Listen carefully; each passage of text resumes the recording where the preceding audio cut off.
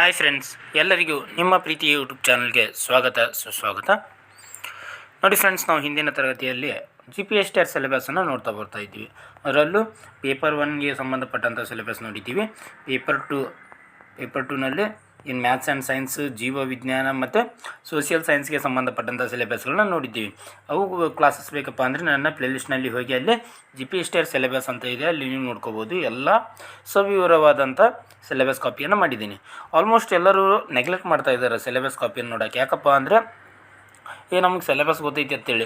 ನೋಡಿರಿ, ಅಲ್ಲಿ ಕೊಟ್ಟಿರುವಂಥ ಕೆಲವೊಂದಿಷ್ಟು ಪಾಯಿಂಟ್ಸ್ ಕೆಲವೊಂದಿಷ್ಟು ಅಲ್ಲಿ ಸವಿವರವಾಗಿ ಕೊಟ್ಟಿರುವಂಥ ಪಾಯಿಂಟ್ಸ್ನಲ್ಲಿ ಸಿಲೆಬಸ್ ಏನಾದರೂ ಸ್ವಲ್ಪ ಮಿಸ್ ಆದರೂ ಕೂಡ ನಿಮಗೆ ಅಲ್ಲಿ ಒಂದು 4 ರಿಂದ 5 ಮಾರ್ಕ್ಸ್ ಮಿಸ್ ಆಗುವಂಥ ಸಾಧ್ಯತೆ ಇರುತ್ತೆ.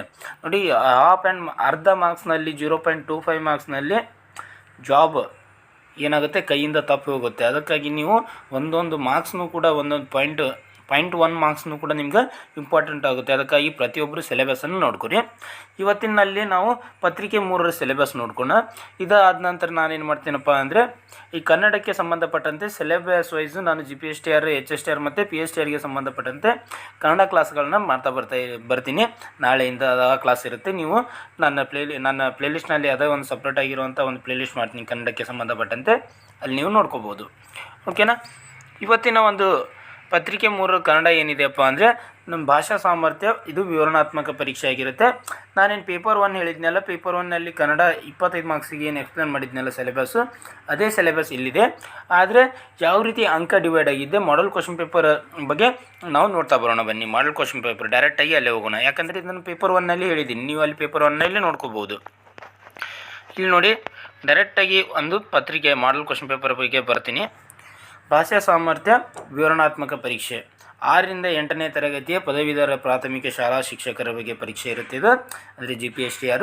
ಇದು ಮಾದರಿ ಪ್ರಶ್ನೆ ಪತ್ರಿಕೆ ಆಗಿರುತ್ತೆ. ಎಷ್ಟು ಅಂಕ, ಗರಿಷ್ಠ ಎಷ್ಟು ಅಂಕಪ್ಪ ಅಂದರೆ 100 ಅಂಕಗಳಿರುತ್ತೆ.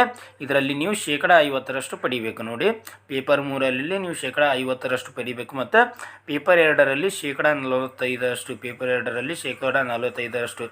ಇವೆರಡನ್ನು ಪಡೆದರೆ ಮಾತ್ರ ನಿಮಗೆ ಏನು ಮಾಡ್ತಾರಪ್ಪ ಅಂದರೆ ನಿಮ್ಮ ಮೆರಿಟ್ ಲಿಸ್ಟ್ಗೆ ನಿಮಗೂ ಕೂಡ ಕನ್ಸಿಡರ್ ಮಾಡ್ತಾರೆ. ಇವೆರಡರಲ್ಲಿ ಯಾವುದಾದ್ರೂ ಒಂದು ಕೂಡ ಕಡಿಮೆ ಆಯ್ತಪ್ಪ ಅಂದರೆ ನಿಮ್ಮ ಮೆರಿಟ್ ಲಿಸ್ಟ್ಗೆ ಕನ್ಸಿಡರ್ ಮಾಡಲ್ಲ. ಅಂದರೆ ನಿಮಗೆ ಅವ್ರ ಮೆರಿಟ್ ತಯಾರಿಕೆ ಮಾಡೋಕ್ಕೆ ಕನ್ಸಿಡರ್ ಮಾಡಲ್ಲ. ಓಕೆನಾ? 100 ಅಂಕಗಳ ಪರೀಕ್ಷೆ ಇರುತ್ತೆ. ಇದರಲ್ಲಿ 50 ಅಂಕಗಳನ್ನು ನೀವು ಗಳಿಸಬೇಕಾಗುತ್ತೆ. ನೆಕ್ಸ್ಟ್ ಗರಿಷ್ಠ ಅವಧಿ ನೋಡ್ತಾ ಬರೋದಾದರೆ 2 ಗಂಟೆಗಳ ಕಾಲ ನಿಮಗೆ ಕಾಲಾವಕಾಶ ಇರುತ್ತೆ. ಪರೀಕ್ಷೆ ಅಂದರೆ ಟೈಮಿಂಗ್ ಅವ್ರು ಕೊಟ್ಟಿದ್ದರು. ಅಂದರೆ ಮೊದಲು ಪರೀಕ್ಷೆ ನಡೆದಿದ್ದು 2:30 ರಿಂದ 4:30 ಪರೀಕ್ಷೆ ನಡೆದಿತ್ತಂತ. ಇಲ್ಲಿ ನೋಡಿ, ಕೊಟ್ಟಿರುವ ಪ್ರಶ್ನೆಗಳಿಗೆ ಉತ್ತರ ಬರೆಯಿರಿ ಅಂತ ಕೊಟ್ಟಿದ್ದಾರೆ. ಇಲ್ಲಿ 5 ಸಮಾನಾರ್ಥಕ ಪದಗಳಿವೆ. ಎಷ್ಟು? 5 ಸಮಾನಾರ್ಥಕ ಪದಗಳು 5 ಅಂಕ. ನೆಕ್ಸ್ಟ್ 5 ವಿರುದ್ಧಾರ್ಥಕ ಪದಗಳಿರುತ್ತೆ, 5 ಅಂಕ. ಟೋಟಲ್ ಇಲ್ಲಿ 10 ಅಂಕ ಆಯಿತಾ? ನೆಕ್ಸ್ಟ್ ನುಡಿಗಟ್ಟುಗಳ ಅರ್ಥವನ್ನು ಬರೀಬೇಕು ನೀವು. ನುಡಿಗಟ್ಟುಗಳ ಅರ್ಥ ಕೂಡ ಇಲ್ಲಿ 5 ಮಾರ್ಕ್ಸಿಗೆ ಇರುತ್ತೆ, 5 ಕ್ವಶನ್ಸು. ನೆಕ್ಸ್ಟ್ ಗಾದೆ ಮಾತುಗಳನ್ನು ಕೊಟ್ಟಿರ್ತಾರೆ ಅವರು, ಫಸ್ಟ್ ಲೈನು ನೀವು ಮುಂದೆ ಫಿಲ್ ಮಾಡಬೇಕು ಅದನ್ನು. ಅದು ಗಾದೆಗಳನ್ನು ಪೂರ್ಣಗೊಳಿಸಿ. ಇಲ್ಲಿ ಕೂಡ 5 ಮಾರ್ಕ್ಸು, 5 ಕ್ವಶನ್ನು, 5 ಅಂಕ. ನೆಕ್ಸ್ಟ್ ಕೊಟ್ಟಿರುವ ಪದಗಳಿಗೆ ನೀಡಿರುವ ಸೂಚನೆಯಂತೆ ಉತ್ತರ ಬರೆಯಿರಿ ಅಂತ ನೀಡಲಾಗಿದೆ. ಇಲ್ಲಿ ಏನು ಮಾಡಲಾಗಿದೆಯಪ್ಪ ಅಂದರೆ ಕೊಟ್ಟಿರುವ ಪದಗಳು ಯಾವ ಭಾಷೆಯಿಂದ ಕನ್ನಡಕ್ಕೆ ಬಂದಿವೆ ಅನ್ನೋದನ್ನು ಕೇಳಲಾಗಿದೆ. ಇವುಗಳು ಯಾವ ಭಾಷೆಯಿಂದ ಬಂದಿದ್ದವನ್ನು ಬರೀಬೇಕು. ಇಲ್ಲಿ 2 ಕ್ವಶನ್ನು, 2 ಅಂಕ. ನೆಕ್ಸ್ಟ್ ಸಂಧಿಯನ್ನು ಬಿಡಿಸಿ ಬರೀಬೇಕು. ಇಲ್ಲಿ ಕೂಡ 2 ಕ್ವಶನ್ನು, 2 ಅಂಕ. ನೆಕ್ಸ್ಟ್ ಸಮಾಸವನ್ನು ಬಿಡಿಸಿ ಬರೀಬೇಕು. ಸಮಾಸ ಬಿಡಿಸಿ ಬರೆಯುವುದನ್ನು ವಿಗ್ರಹವಾಕ್ಯ ಅಂತ ಕರಿತೀವಿ. ಇಲ್ಲಿ ಕೂಡ 2 ಕ್ವಶನ್ನು, 2 ಅಂಕ ಇರುತ್ತೆ. ನೆಕ್ಸ್ಟ್ ಇಲ್ಲಿ ಸ್ವಂತ ವಾಕ್ಯವನ್ನು ಮಾಡಿ ಬರೀಬೇಕು. ಸ್ವಂತ ವಾಕ್ಯದಲ್ಲಿ ಕೂಡ 2 ಕ್ವಶನ್ನು, 2 ಅಂಕ. ನೆಕ್ಸ್ಟ್ ಏನಿದೆ ನೋಡಿ, ಹೇಳಿಕೆಗಳನ್ನು ಸೂಕ್ತವಾದ ಪದವನ್ನು ಬರೆಯಿರಿ. ಅಂದರೆ ಹಾವನ್ನು ಆಡಿಸುವವನಿಗೆ ಏನಂತ ಕರೀತಾರೆ? ಹಾವಾಡಿಗ. ಒಂದು ಪದದಲ್ಲಿ ಬರೀಬೇಕು ಸೂಕ್ತವಾದ ಪದ. ಹೌದಾ? ಈ ರೀತಿಯಾಗಿ ಬರೀಬೇಕಂತೇಳಿ 2 ಕ್ವಶನ್ ಇದ್ದಾವೆ. ಇಲ್ಲಿ 2 ಅಂಕ. ನೆಕ್ಸ್ಟ್ ಕೊಟ್ಟಿರುವ ಪದಗಳನ್ನು ಬಿಡಿಸಿ ಬರೆದು ವಿಭಕ್ತಿಯನ್ನು ಹೆಸರಿಸಿ ಅಂತ ಕೇಳಲಾಗಿದೆ. ಅಂದರೆ ವಿಭಕ್ತಿ ಪ್ರತ್ಯಯ ಇದರಲ್ಲಿ ಯಾವುದಿದೆ ಅಂತೇಳಿ. ತಾಯಿ ಪ್ಲಸ್ ಅನ್ನು, ತಾಯಿಯನ್ನು. ಅನ್ನು ಅನ್ನೋದು ದ್ವಿತೀಯ ವಿಭಕ್ತಿ ಪ್ರತ್ಯಯ. ಯಾವುದು? ದ್ವಿತೀಯ ವಿಭಕ್ತಿ ಪ್ರತ್ಯಯ. ಮರ ಪ್ಲಸ್ದಲ್ಲಿ, ಮರದಲ್ಲಿ, ಇದು ಸಪ್ತಮಿ ವಿಭಕ್ತಿ ಪ್ರತ್ಯಯ. ಯಾವುದು? ಸಪ್ತಮಿ ವಿಭಕ್ತಿ ಪ್ರತ್ಯಯ. ಮೊದಲು ಬಿಡಿಸಿ ಬರಿಬೇಕು ಇದನ್ನು, ಆಮೇಲೆ ವಿಭಕ್ತಿಯನ್ನು ಹೆಸರಿಸಬೇಕು. ಇಲ್ಲಿ ಕೂಡ 2 ಅಂಕ ಇದೆ. ನೆಕ್ಸ್ಟ್ ಕೊಟ್ಟಿರುವ ವಾಕ್ಯಗಳಲ್ಲಿ ಬಂದಿರುವ ಸರ್ವನಾಮ ಪದಗಳನ್ನು ಆರಿಸಿ ಬರೆಯಿರಿ. ಈ ಕೊಟ್ಟಿರುವಂಥ ವಾಕ್ಯದಲ್ಲಿ ಯಾವುದು ಸರ್ವನಾಮ ಇದೆ ಅಂತ ಕೇಳಲಾಗಿದೆ. ಇಲ್ಲಿ ನೀವು ಅನ್ನೋದು ಒಂದು ಸರ್ವನಾಮ ಇದೆ. ಇಲ್ಲಿ ಗೌರಿ ನನ್ನ ತಂಗಿಗೆ ಪುಸ್ತಕವನ್ನು ಕೊಟ್ಟಳು. ಇಲ್ಲಿ ನನ್ನ ಅನ್ನೋದು ಒಂದು ಸರ್ವನಾಮವಾಗಿದೆ. ಹೌದಾ? ಈ ರೀತಿಯಾಗಿ ಇಲ್ಲಿ ಕೂಡ 2 ಅಂಕ ಇದೆ. ನೆಕ್ಸ್ಟ್ ಕೊಟ್ಟಿರುವ ವಾಕ್ಯದಲ್ಲಿ ಅವ್ಯಯ ಪದಗಳನ್ನು ಗುರುತಿಸಿ ಅಂತ ಕೊಟ್ಟಿದ್ದಾರೆ. ಅವ್ಯಯ ಪದವನ್ನು ಗುರುತಿಸಬೇಕು ನೀವು. ಇಲ್ಲಿ ಸೊಗಸಾಗಿ ಅನ್ನೋದು ಅವ್ಯಯ ಪದ ಆಗುತ್ತೆ. ದಗದಗನೆ ಅನ್ನೋದು ಕೂಡ ಅವ್ಯಯ ಪದ. ಇಲ್ಲಿ ಕೂಡ 2 ಅಂಕ. ನೆಕ್ಸ್ಟ್ ಕೊಟ್ಟಿರುವ ವಾಕ್ಯಗಳ ವಚನಗಳನ್ನು ಬದಲಿಸಿ ಬರೆಯಿರಿ. ಇಲ್ಲಿ ವಚನವನ್ನು ಬದಲಿಸಬೇಕು. ಹೌದಾ? ನೆಕ್ಸ್ಟ್ ಇಲ್ಲಿ ಕೂಡ 2 ಅಂಕ, 2 ಕ್ವಶನ್ನು.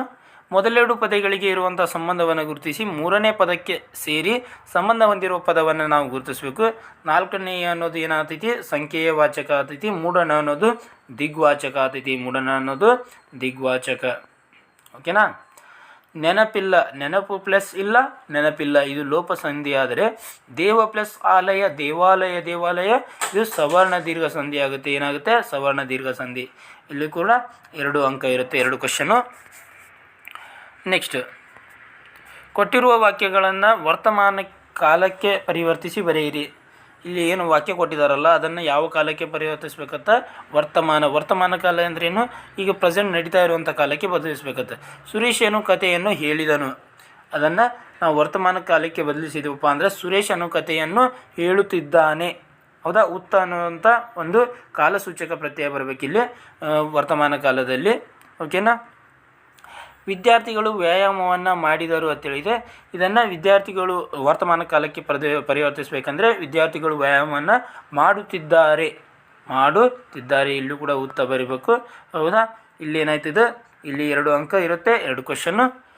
ಹೌದಾ? ನೆಕ್ಸ್ಟ್ ಕೊಟ್ಟಿರೋ ಪದಗಳಿಗೆ ತತ್ಸಮ ತದ್ಭವಗಳನ್ನು ಬರೆಯಿರಿ ಅಂತೇಳಿ ಇದು ತತ್ಸಮ ತದ್ಭವಗಳನ್ನು ಇವೆರಡಕ್ಕೂ ಬರೀಬೇಕು. ಇಲ್ಲಿ ಕೂಡ 2 ಕ್ವಶನ್ನು, 2 ಅಂಕ. ಕೊಟ್ಟಿರುವ ವಾಕ್ಯಗಳಿಗೆ ಸೂಕ್ತವಾದ ಲೇಖನ ಚಿಹ್ನೆಗಳನ್ನು ಹಾಕಿ ಬರೆಯಿರಿ ಅಂತ ಕೊಡಲಾಗಿದೆ. ಇಲ್ಲಿ ಲೇಖನ ಚಿಹ್ನೆಗಳನ್ನು ಬಳಸಬೇಕು. ಓಕೆನಾ? ಇಲ್ಲಿ 2 ಕ್ವಶನ್ನು, 2 ಅಂಕ. ಕೊಟ್ಟಿರುವ ಪದಗಳಿಗೆ ಗ್ರಾಂಥಿಕ ರೂಪವನ್ನು ಬರೆಯಿರಿ ಅಂತ ಇದೆ. ಮ್ಯಾಗ ಅಂದರೆ ಏನಾಗುತ್ತೆ? ಮೇಲೆ. ಇಲ್ಲದಂಗ ಅಂದರೆ ಇಲ್ಲದಂತೆ.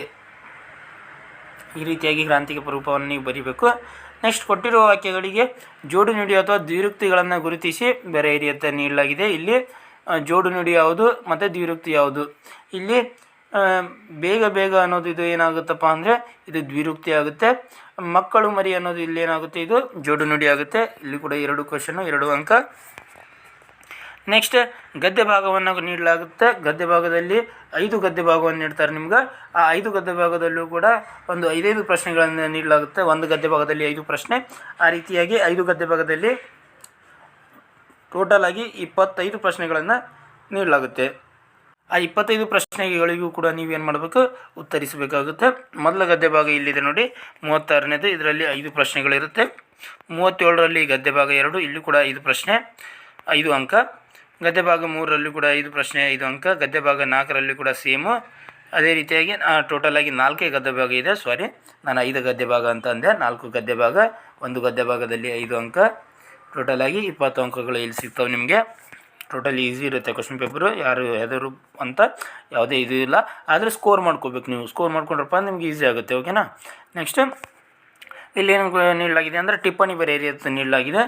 ಜಾಗತಿಕ ಪರಿಣಾಮದ ಒಂದು ತಾಪಮಾನ ಪರಿಣಾಮದ ಕುರಿತು ನೀವೇನು ಮಾಡಬೇಕು? 8ರಿಂದ 10 ವಾಕ್ಯದಲ್ಲಿ ಟಿಪ್ಪಣಿಯನ್ನು ಬರಿಬೇಕಾಗುತ್ತೆ. ಸತ್ಯಕ್ಕೆ ಸಾವಿಲ್ಲ, ಸುಳ್ಳಿಗೆ ಸುಖವಿಲ್ಲ, ಈ ಗಾದೆ ಮಾತೆಯ ಮಹತ್ವವನ್ನು ವಿಸ್ತರಿಸಿ ಬರಿಬೇಕಾಗುತ್ತೆ. ಆಸೆಯ ದುಃಖಕ್ಕೆ ಮೇಲೆ, ಇದರಲ್ಲಿ ಕೂಡ ಈ ವಾಕ್ಯವನ್ನು 8-10 ವಾಕ್ಯದಲ್ಲಿ ಉತ್ತರಿಸಬೇಕಾಗುತ್ತೆ. ಆಸೆ ದುಃಖಕ್ಕೆ ಮೇಲೆ ಇದು ಕೂಡ ಗಾದೆ ಮಾತೆ ಆಗಿದೆ. ಅದರಲ್ಲಿ ಇದನ್ನು ಅವರು ಹೇಳಿಕೆಯನ್ನು ವಿಸ್ತರಿಸಿ ಬರೆಯಿರಿ ಅದು ಕೊಟ್ಟಿದ್ದಾರೆ. ನೀವು ಗಾದೆ ಮಾತು ಟೈಪ್ ವಿಸ್ತರಿಸಿದರೂ ಕೂಡ ನಡೆಯುತ್ತೆ. ಓಕೆ. ನೆಕ್ಸ್ಟ್ ಕೊಟ್ಟಿರುವ ಪದ್ಯ ಭಾಗವನ್ನು ಓದಿಕೊಂಡು ನಿಮ್ಮ ಮಾತುಗಳಲ್ಲಿ ಸಾರಾಂಶವನ್ನು ಬರೆಯಿರಿ. ಈ ಪದ್ಯ ಭಾಗವನ್ನು ಓದಿಕೊಂಡು ನಿಮ್ಮ ಮಾತುಗಳಲ್ಲಿ ನೀವೇನು ಮಾಡಬೇಕು? ಸಾರಾಂಶವನ್ನು ಬರೆಯಿರಿ ಅದು ಕೊಟ್ಟಿದ್ದಾರೆ. 5 ಅಂಕಕ್ಕಿರುತ್ತೆ ಇದು. ನೆಕ್ಸ್ಟ್ ಒಂದು ಚಿತ್ರವನ್ನು ನೀಡಲಾಗಿದೆ. ಆ ಚಿತ್ರವನ್ನು ಗಮನಿಸಿ 8ರಿಂದ 10 ವಾಕ್ಯಗಳಲ್ಲಿ ನೀವು ಬರೀಬೇಕಾಗುತ್ತೆ. ಏನಪ್ಪ ಅಂದರೆ ಇಲ್ಲಿ ಭೂಮಿ ಇದೆ, ಇಲ್ಲಿ ಗಿಡ ಮರ ಇದೆ. ಅಂದರೆ ಭೂಮಿ ಡಿಪೆಂಡ್ ಆಗಿರೋದು ಪ್ರತಿಯೊಂದಕ್ಕೂ ಕೂಡ ಗಿಡ ಮರಗಳು ಭೂಮಿಗೆ ಬೇಕೇ ಬೇಕು. ಅಂದರೆ ಇದು ಪರಿಸರಕ್ಕೆ ಸಂಬಂಧಪಟ್ಟಂಥ ಒಂದು ಚಿತ್ರ ಇದೆ. ಪರಿಸರಕ್ಕೆ ಸಂಬಂಧಪಟ್ಟಂಥ ಚಿತ್ರ ಇದೆ. ಹೌದಾ? ಇದರ ಬಗ್ಗೆ ನೀವು ಬರೀಬೇಕಾಗುತ್ತೆ. ನೆಕ್ಸ್ಟ್ ನಿಮ್ಮನ್ನು ಶಿವಮೊಗ್ಗದ ಕುವೆಂಪು ಬಡಾವಣೆಯ ಸಂದೇಶ್ ಎಂದು ಭಾವಿಸಿಕೊಂಡು ನೋಡಿ, ಅವರು ಇಲ್ಲಿ ನಿಮಗೆ ಒಂದು ಅವ್ರದ್ದೇ ಒಂದು ಹೆಸರನ್ನು ಕೊಟ್ಟಿರ್ತಾರೆ. ನೆಕ್ಸ್ಟ್ ನೀವು ಅಡ್ರೆಸ್ಸನ್ನು ಕೂಡ ಕೊಟ್ಟಿರ್ತಾರೆ. ನೀವು ಏನು ಮಾಡಬೇಕಂದ್ರೆ, ನಿಮ್ಮ ಬಡಾವಣೆಯ ಹೆಚ್ಚುತ್ತಿರುವ ಬೀದಿ ನಾಯಿಗಳ ಕಾಟವನ್ನು ಪರಿಹರಿಸುವಂತೆ ಕೋರಿ ನಗರಸಭೆಯ ಅಧ್ಯಕ್ಷರಿಗೆ ಒಂದು ಪತ್ರವನ್ನು ಬರೀಬೇಕು. ಈ ಪತ್ರದಲ್ಲಿ ನಿಮ್ಮದೇ ಯಾವುದೇ ರೀತಿಯಾದಂಥ ಹೆಸರುಗಳನ್ನು ಮೆನ್ಷನ್ ಮಾಡಬಾರ್ದು. ಅವ್ರು ಏನು ಕೊಟ್ಟಿರ್ತಾರೆ ಅದನ್ನ ಹೆಸರುಗಳನ್ನು ಮೆನ್ಷನ್ ಮಾಡಬೇಕು, ಅದೇ ಅಡ್ರೆಸ್ಸನ್ನು ಮೆನ್ಷನ್ ಮಾಡಬೇಕು. ಅವ್ರು ಕೊಟ್ಟಿರಲಿಲ್ಲಪ್ಪ ಅಂದರೆ ನೀವು XXX ಹೆಸರು YYY ಅಡ್ರೆಸ್ ಅಂತೇಳಿ ನೀವು ಮೆನ್ಷನ್ ಮಾಡಿ, ಅಥವಾ ABC ಹೆಸರು ನೆಕ್ಸ್ಟ್ XYZ ಅಂತೇಳಿ ನೀವು ಅಡ್ರೆಸ್ಸನ್ನು ಮೆನ್ಷನ್ ಮಾಡ್ಬೋದು. ಆದರೆ ನಿಮ್ಮ ಹೆಸರುಗಳನ್ನು ನಿಮ್ಮ ಅಡ್ರೆಸ್ಸನ್ನು ಮೆನ್ಷನ್ ಮಾಡಬೇಡಿ. ಕೊಟ್ಟಿರುವಂಥ ಅಡ್ರೆಸ್ಸು ಮತ್ತು ಹೆಸರನ್ನು ಮೆನ್ಷನ್ ಮಾಡಿ. ಕೊಟ್ಟಿರಲಿಲ್ಲಪ್ಪ ಅಂದರೆ ಈ ರೀತಿಯಾಗಿ ABC ಮತ್ತು XYZ ಅನ್ನುವಂಥ ಹೆಸರು ಮತ್ತು ಅಡ್ರೆಸ್ಸನ್ನು ಮೆನ್ಷನ್ ಮಾಡಿ. ಓಕೆ, ನಿಮ್ಮ ಹೆಸರನ್ನು ಮೆನ್ಷನ್ ಮಾಡಿದ್ರಪ್ಪ ಅಂದರೆ ನಿಮಗೆ ಆಮೇಲೆ ನಿಮ್ಗೆ ಕೇಳ್ತಾರೆ ಅವರು, ಅಂದರೆ ನೀವು ಯಾಕೆ ನಿಮ್ಮ ಹೆಸರನ್ನು ಮೆನ್ಷನ್ ಮಾಡಿದ್ರಿ ಅಂತೇಳಿ. ಹೌದಾ, ಆ ರೀತಿ ಆಗುತ್ತೆ. ಅದಕ್ಕೆ ನಿಮ್ಮ ಹೆಸರನ್ನು ಮೆನ್ಷನ್ ಮಾಡಬೇಡಿ. ಇದು 5 ಅಂಕಗಳಿಗೆ ಪತ್ರ ಇರುತ್ತೆ. ಇದಿಷ್ಟು ಏನಾಗಿತ್ತಪ್ಪ ಅಂದರೆ ಪೇಪರ್ 3ನ ಸಿಲೆಬಸ್ ಆಗಿತ್ತು. ಮತ್ತು ಯಾರೆಲ್ಲ ಈಗೇನು ಸಿಲೆಬಸನ್ನು ಕಂಪ್ಲೀಟಾಗಿ ನೋಡ್ಕೊಂಡಿದ್ರಲ್ಲ, ನನ್ನ ಸೈನ್ಸ್ ಕ್ಲಾಸಸ್ಸನ್ನು ಗೌರ್ಮೆಂಟ್ ಬುಕ್ಸ್ನ ಸೈನ್ಸ್ ಕ್ಲಾಸಸ್ಸನ್ನು ಮಾಡಿದ್ದೀನಿ. ಆ ಸೈನ್ಸ್ ಕ್ಲಾಸಸ್ಸನ್ನು ಎಲ್ಲ ಕ್ಲಾಸನ್ನು ನಾನು ನೋಡ್ಕೊಳ್ಳಿ. ನೆಕ್ಸ್ಟ್ ಇನ್ನು ನಾನು ಕ್ವಾಲಿಟಿ ಕ್ವೆಶನ್ಸ್ಗಳನ್ನು ನಾನು ಕೂಡ ಸೈನ್ಸ್ ಮಾಡೋಕ್ಕೆ ಪ್ರಯತ್ನ ಮಾಡ್ತೀನಿ. ಅದ್ರ ಜೊತೆಗೆ ನಾಳೆಯಿಂದ ಏನಿರುತ್ತೆ, ಕನ್ನಡ ಕ್ಲಾಸ್ ಸ್ಟಾರ್ಟ್ ಆಗುತ್ತೆ. ನಾಳೆಯಿಂದ ಕನ್ನಡ ಕ್ಲಾಸ್ ಇರುತ್ತೆ. ನೀವು ಕನ್ನಡ ಕ್ಲಾಸಸ್ಗಳನ್ನು ನೋಡ್ಕೋಬೋದು. ಇದು GPSTR, HSTR ಮತ್ತು PSTR ಮತ್ತು ಎಲ್ಲ ಆಲ್ ಗೌರ್ಮೆಂಟ್ ಎಕ್ಸಾಮ್ಸ್, ಈ KA ಕರೆದಿದ್ದಾರಲ್ಲ ಆ ಗೌರ್ಮೆಂಟ್ ಎಕ್ಸಾಮ್ಸ್ಗಳಿಗೂ ಕೂಡ ಹೆಲ್ಪ್ ಆಗುವಂಥ ರೀತಿಯಲ್ಲಿ ಕನ್ನಡ ಕ್ಲಾಸಸ್ ಇರುತ್ತೆ. ನೀವು ಅದನ್ನು ನೋಡ್ಕೋಬೋದು. ಓಕೆನಾ, ಇದಿಷ್ಟು ಏನಾಗಿತ್ತಪ್ಪ ಅಂದರೆ ಇವತ್ತಿನ ಒಂದು ಕನ್ನಡ ಪೇಪರ್, ಅಂದರೆ ಪೇಪರ್ 3ಗೆ ಸಂಬಂಧಪಟ್ಟಂತೆ ಒಂದು ಸಿಲೆಬಸ್ ಕಾಪಿಯಾಗಿತ್ತು. ಇದೇ ರೀತಿಯ ಇನ್ನಿತರ ತರಗತಿಗಳಿಗಾಗಿ ನಮ್ಮ ಚಾನಲನ್ನು ಸಬ್ಸ್ಕ್ರೈಬ್ ಮಾಡ್ಕೊಳ್ಳಿ. ಧನ್ಯವಾದಗಳು.